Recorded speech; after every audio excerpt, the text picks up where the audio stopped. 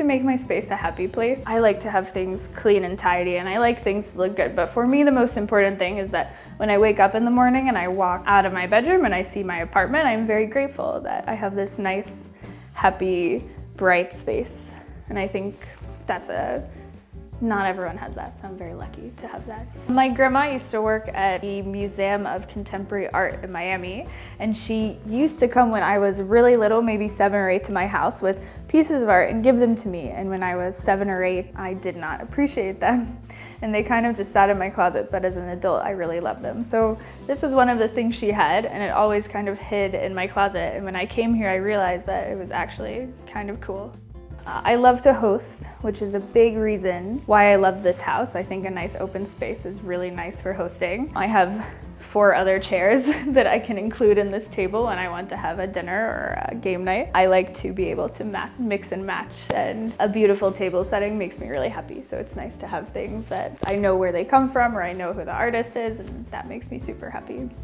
This is by an Israeli artist. I think she's located in Tel Aviv, and her name is Irit Goldberg. And she creates really beautiful pieces by pressing lace into the clay. And I have a few other matching pieces that I use to serve. I collect bowls because I like to say that it's because I'm full of BS, but that's not true. I really like, they feel strong to me, and I really like how they look, and they're really interesting. And a lot of the places that I've lived have had bulls as sort of a central symbol. So I lived in Madrid for a period of time, and I got this at a flea market. And then I moved to Peru, and in Peru, bulls are also a super common motif. People put 2 bulls on top of their houses. So I have a few pairs of bulls. It's my shrine to Etgar Keret. He is an Israeli author with really, really weird short stories that I absolutely love. This is my yellow kitchen.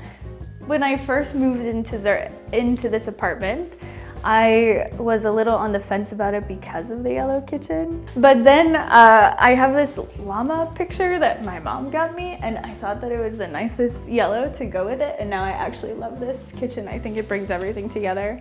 My favorite part of the apartment is this corner of the L-shaped couch, just because I really like to read from there. I'm a big reader. I probably read 2 or 3 books a week, and this is the spot.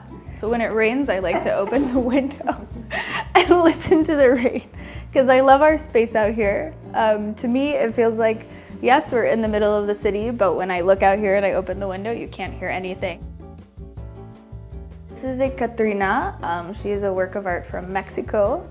My husband is from Mexico, and his grandmother actually collects them. She has 40 different ones with all different outfits. I think it's nice that my husband can get some reminder of his home and of his family and his house. This is a blessing on the house. So we are Jewish, and I actually have a lot of blessings on the house. I think for more positive energy in the house, it's nice to include things like that. This is the bedroom. Our landlord told us that when he was designing this building, the architect wanted to put the bedroom on the side of the courtyard, and the main area is on the side of the street, and he said no, because you're in your bedroom at night and you spend most of your day in the common areas. And I think he was totally correct. I love that we can spend all our day in the courtyard, and then we come here and we have the light of dominoes, the blue light of dominoes that comes in. This viewfinder is because my grandpa was a director, and when he was dying, he brought all of his grandchildren to him and gave each of us 1 or 2 things that he wanted to pass down to us. So he gave me his viewfinder, and he gave me a belt buckle that says 20th Century Fox on it, because I was the only one that was also interested in storytelling and film. My husband and I recently were in Guadalajara for a big international book fair. It was my birthday gift because only nerds want to go to a book fair for their birthday. But it was an awesome weekend. Also, as a birthday gift, he got me this. This is my bathroom.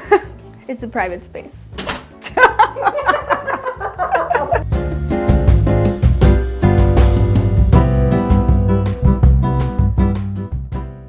So my name is Rivka. I am a writer from Atlanta, Georgia. I've lived in Zurich for about 2.5 years, and I love it so far. I am a writer of historical fiction and fantasy. My writing spans across age groups, so young adult, middle grade, adult, and I also write a lot of very weird speculative fiction and flash fiction. What else? I also like to write, a lot of my books and stories have Jewish characters. For me, it's really important to insert Jewish people into history because I think a lot of times we're there, but we're not mentioned. I also love that Zurich is so safe. I think it's a very special kind of freedom as a woman to be able to walk from one end of the city to the other at night and not be afraid. I think that's probably one of the most special things about living here is just I don't have to fear. I love my neighborhood because of the restaurants. We have great Japanese food nearby. I think that the best sushi in Zurich is down the street, but I'm not going to tell you the name because stay mine. Just kidding, I'll tell you. Neon Sushi, it's very good.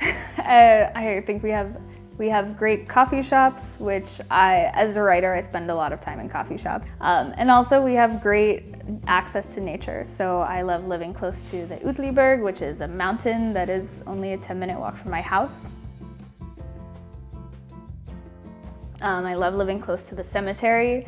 I spend a lot of time walking around the cemetery. I am definitely the friend that I'll meet people in midday and I'll say, oh, let's get coffee. And then I'll say, and we can walk through the cemetery. And my friends all think it's very morbid, but then once they get there, they understand because it's a really beautiful place. It has these really, really beautiful avenues and trees and gardens. And I like to walk through there also sometimes on my own to figure out story problems or just to think.